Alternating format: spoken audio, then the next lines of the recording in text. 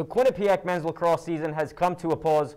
John Surratt joins us live to talk more about the team. Quinnipiac softball hosted Canisius for back-to-back doubleheaders this weekend. See how they fared. All that and much more. Sports Pause starts right now. They just went live. So she's probably doing the track. Why can't I? Can you see him now? Yeah, right now. Okay. Alright, I'm like 10, Yeah, no, you're good. 6, 5, 4, 3, 2, 1. Welcome into Studio 125. He's Ryan Coop. I'm Ethan Logue, and thank you for choosing to spend the next half hour with us. Our final show of the year. You may be wondering who we are. We actually served the past year as executive producers for the show, but now that we've passed the torch, it's our turn to host. And Ethan, you know what they say, we saved the best one for last. We've got an exciting one here tonight, so let's get it started with the men's lacrosse team who traveled to Poughkeepsie, New York to take on the Marist Red Foxes. The Red Foxes playing in only their second game this season due to some positive COVID cases within the program, but they showed no sign of lost time in this one. They take down the Bobcats 14-9. Dimitri George won 19 of 27 faceoffs to the Bobcats and scooped up 11 ground balls, but it was Marist who came out on top thanks to Vito Musso and Jojo Pareca, who each tallied 3 goals. Marist will look to gain some lost ground in the standings as the regular season comes to an end and MAC playoffs begin. Quinnipiac first-year attack Dylan Donnery captured his second MAC Rookie of the Week award this past week. 6 consecutive wins for the Quinnipiac first year, who tallied 6 goals and 1 assist in 2 games this week, including 5 goals against Canisius on Saturday. Yes, ma'am. Donnery has 9 goals in his last 3 games, and the first year leads Quinnipiac in scoring with 13 goals and 2 assists for 15 points on the season. And to make on top of that, he has scored in all 7 games for the Bobcats this year. Okay. Now let's take a look at where the Bobcats sit in the MAC standings.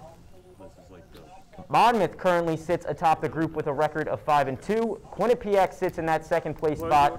There are only 3 losses this season coming from St. Bonaventure, Monmouth, and Marist. Marist is currently sitting in second to last place, but I would expect them to move up as we get closer to the start of MAC playoffs.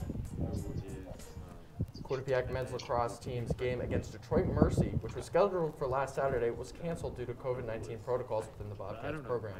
That game against Detroit Mercy would have been their final regular season game.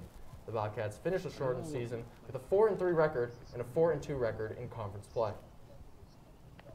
And after their season finale against Detroit Mercy was canceled, some more news came out of Hamden. The Quinnipiac men's lacrosse team announced on the team's Twitter account that they have withdrawn from the remainder of the 2021 spring season, including the upcoming MAC tournament. Tough news for the Bobcats, who currently are ranked second in the MAC. With more on Quinnipiac's turnaround season, we welcome in men's lacrosse beat reporter John Surratt, who is live from the Quinnipiac Lacrosse and Soccer Stadium. John, thanks for joining us. Obviously not the way the Bobcats wanted to finish off the season. Quinnipiac was sitting in second place and sure to get a spot in the MAC playoffs this year. In your opinion, how do you think the Bobcats finished off the season? Thanks, guys. So to start off, you know, the team really started off on a bad note. With the loss to Marist to end the year, this team has championship aspirations. I know that they won 3 games in a row prior to that, but to end off with a loss and then have their season canceled, it just doesn't bode well, especially with their opening day loss to St. Bonaventure, plus having another COVID pause throughout the season. It's just, you know, a lot of struggles, and to end off the way they did and not really be able to cap off any type of success. You know, they had the chance to make the MAC championship game this year, depending on who they John, play now in that the first season has 2 come rounds. to an end. But really, it's just a bad note, especially when Marist was a team that looked to a team to be reckoned with coming in, and that they couldn't capitalize off that and go into the MAC playoffs. John, now that the season has come to an end, looking back, who's been the most valuable player this year for the Bobcats? Yeah, so my MVP for this year is going to go to Nick DiMuccio. In lacrosse, you know, goals can be scored left and right and throughout the game, but if you don't have a reliable goalie or goaltender back there, you're not going to be successful. And when Nick DiMuccio was on for the Bobcats this year, was 2-time MAC Defensive Player of the Week this year. When he was on, the team was successful. That's why they had that 3-game winning streak. That's why they were close against Monmouth earlier in the year.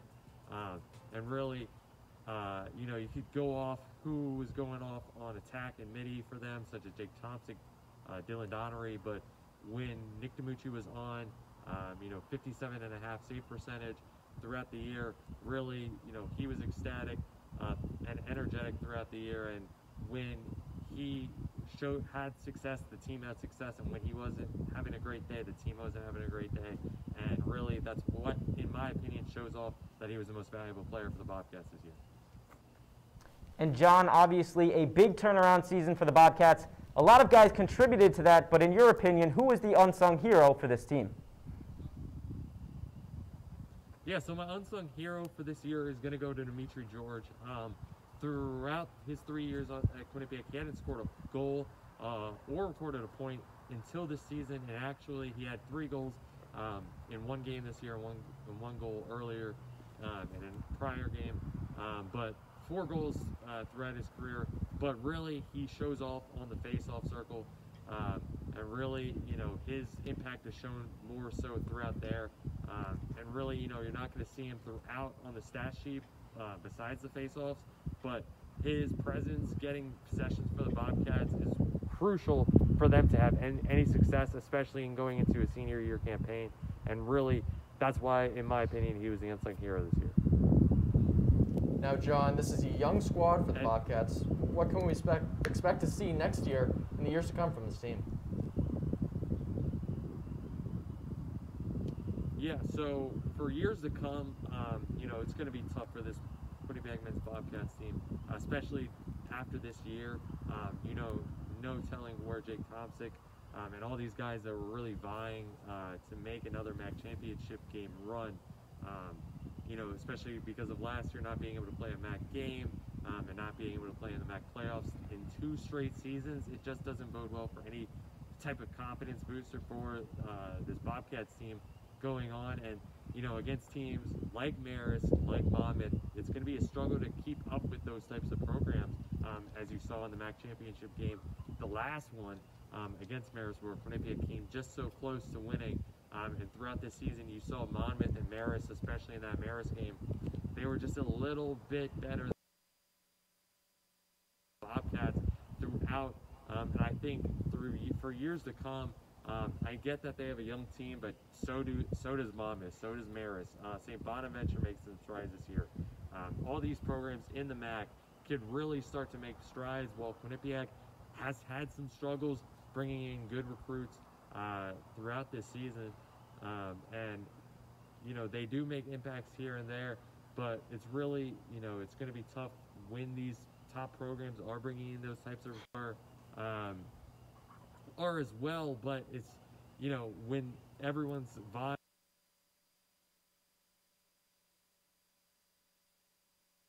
and Quinnipiac bringing in a new coach, Mason Poley, this last 2 years ago, excuse me. The team has a ton of strides to take, and when Marist and Monmouth have the essential programs that Quinnipiac is still trying to build off of, it's really going to be tough for the program to really for years to come, when those programs are really at the top and they're showing off, especially this year. And especially when teams like Siena and Canisius, they showed some stuff throughout the season. So throughout the seasons, and they're going to really need, and Detroit Mercy as well.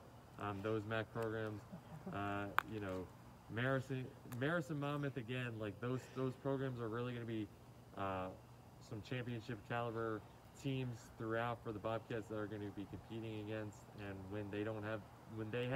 when all these teams are bringing in good recruits, and the Bobcats are as well, it's just going to be tough on them to really make those championship aspirations come to fruition. So I just think they're going to lag behind those 2 teams that I've been mentioning throughout.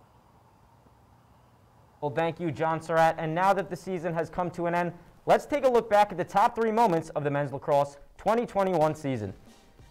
Starting off with play number 3, Quinnipiac versus Canisius, and Will Abbott taking this one in all by himself. for the wraparound. The playmaker, Will Abbott, getting it done. Now we move over to play number 2. From the veteran to the rookie, Dylan Donnery has had quite the season. He scores this one as he goes to the ground. What a season from Dylan Donnery. He had 5 goals in this game versus Canisius. And you saw Will Abbott in the first one and Dylan Donnery in the second one.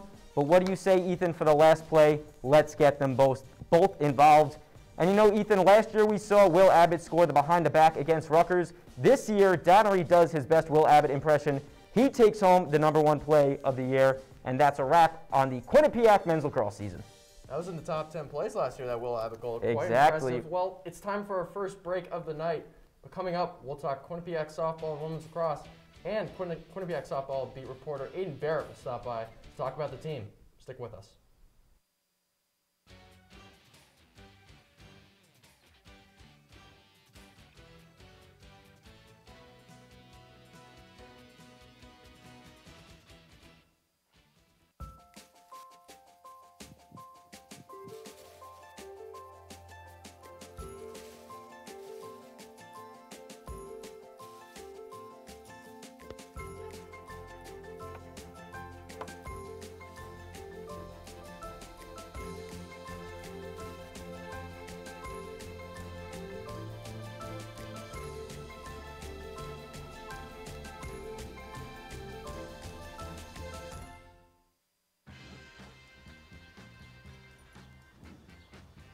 When we adopt a shelter pet, we discover they're a unique mix of all kinds of things.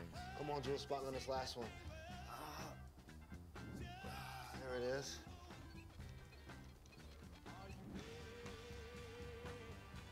Keep going with it. Leo. They're a little bit of a lot of things, but they're all pure love.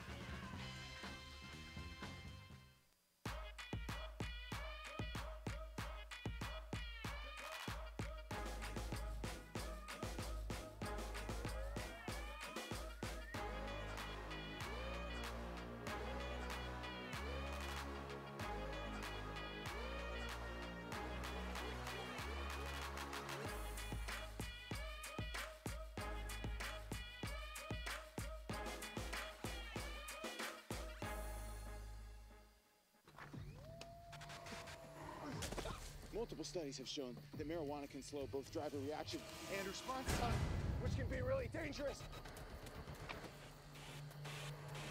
He's here. He's here. Wait. What? I can't drive. What? My. Oh.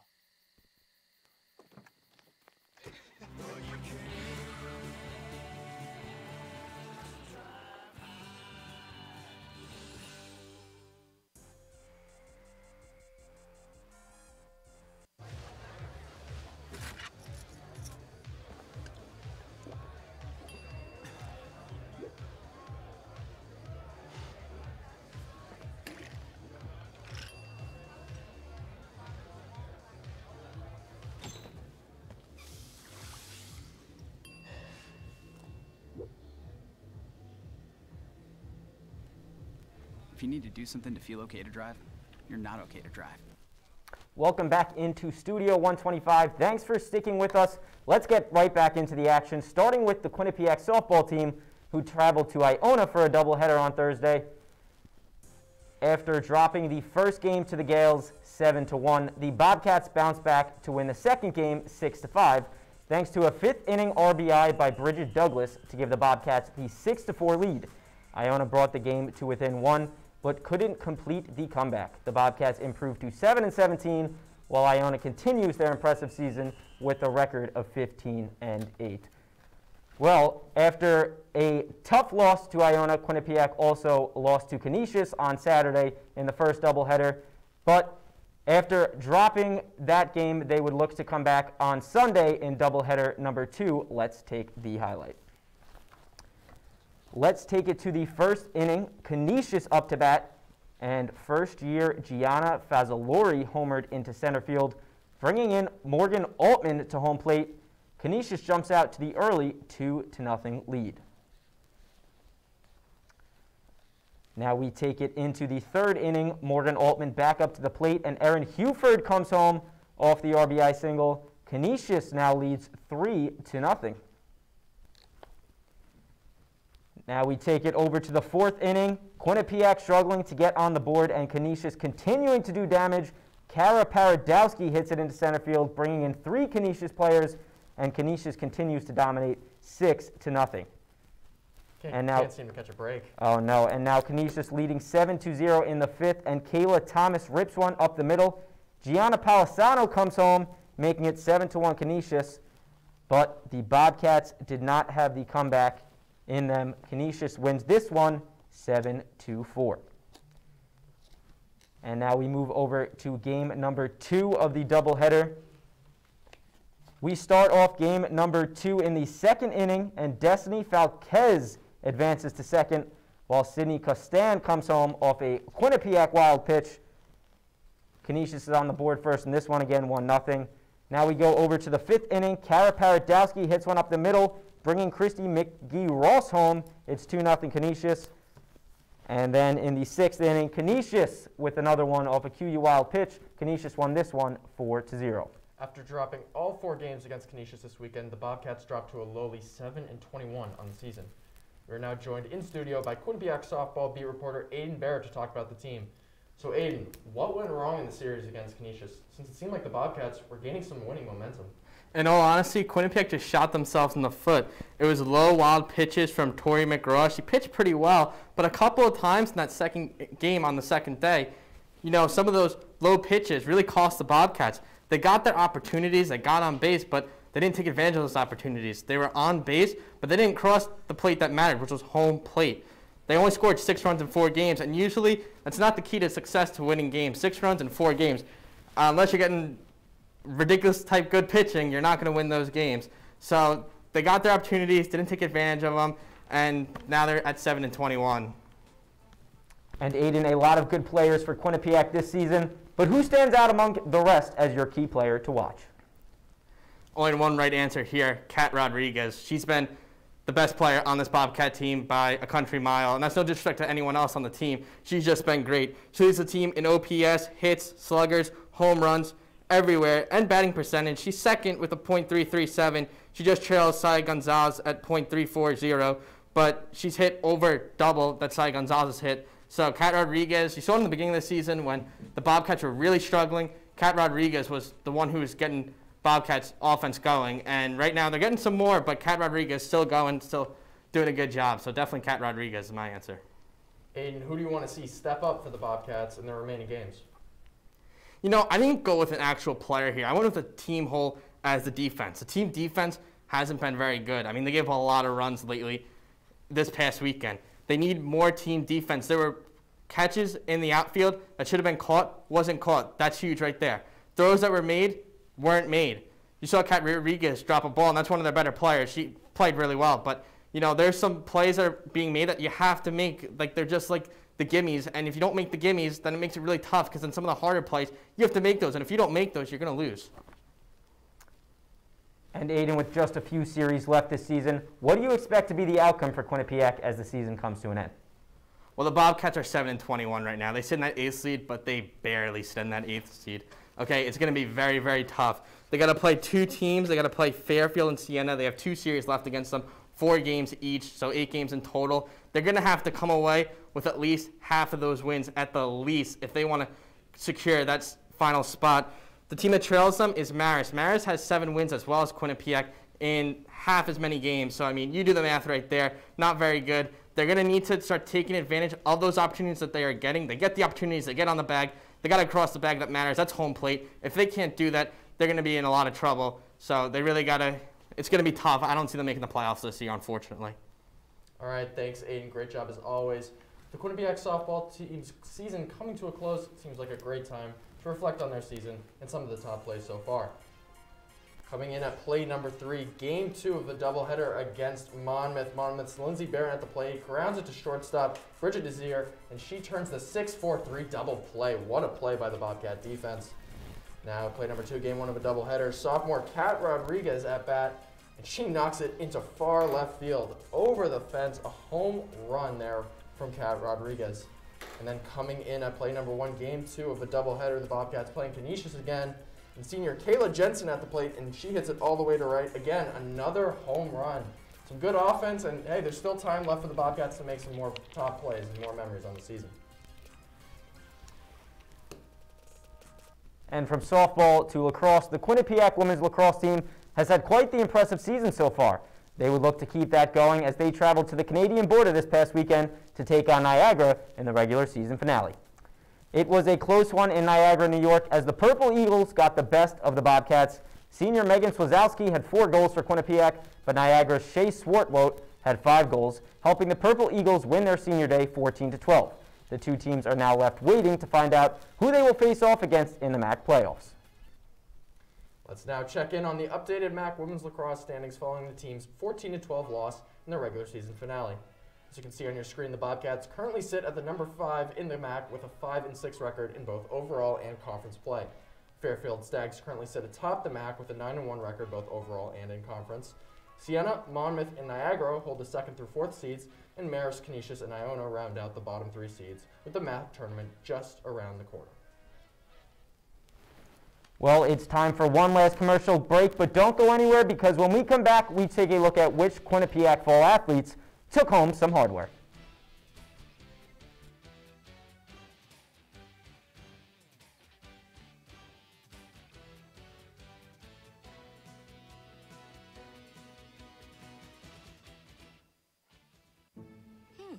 Maybe you can make retirement happen.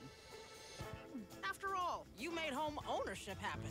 Homeschooling yourself on loans, beefing up your credit score. So I'm pre-approved. You were like, yes! Sorry. Color-coding listings, ticking boxes, and flushing every toilet in a 20-mile radius. Home sweet home. You aced house hunting. Now get the tips you need to get on track at aceyourretirement.org. I know what you're thinking.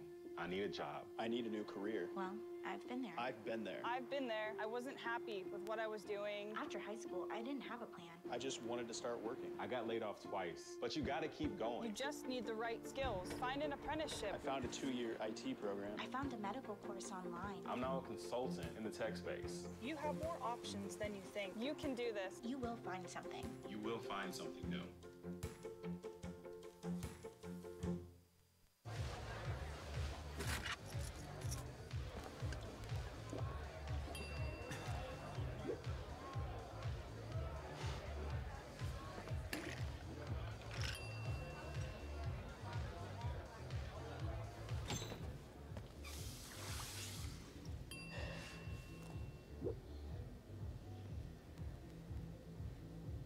If you need to do something to feel okay to drive, you're not okay to drive.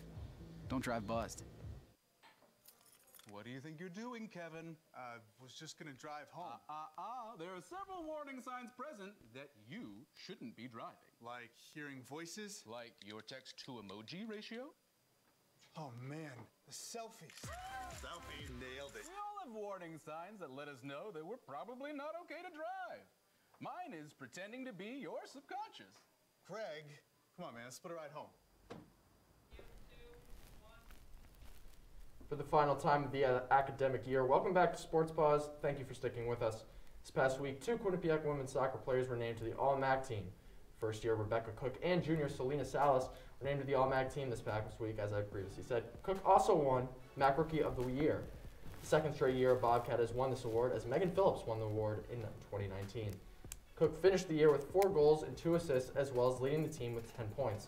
Salas was second on the team in points with 1 goal and 2 assists for 4 points on the year.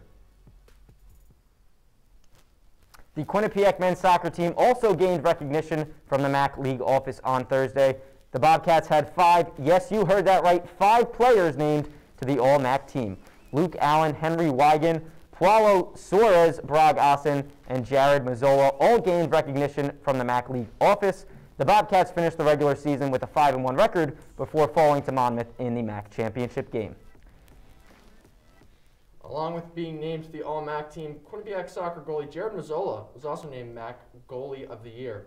Mazzola only allowed 4 goals in 6 games this season and was the backbone for Quinnipiac's talented defense this year.